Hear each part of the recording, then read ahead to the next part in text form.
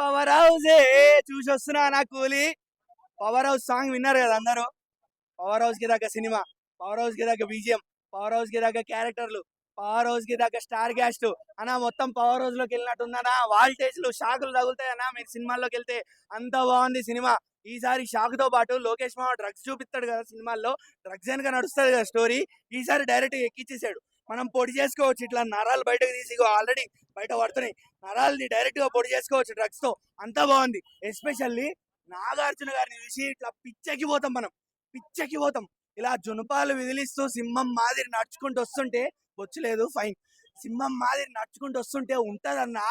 అసలు మనం కూర్చోలే మన నాగార్జున గారిని అట్లా ఫస్ట్ టైం చూడంగానే హై ఎక్కేస్తుంది, అంతే ఎక్కేస్తుంది మీకు డ్రగ్స్.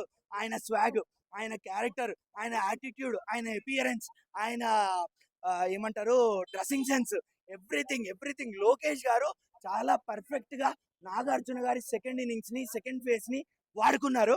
నాగార్జున గారు ఇట్లా రంపంతో దాన్ని కోసేశారు. ఆయన 100% న్యాయం చేసేసారు. అంతే.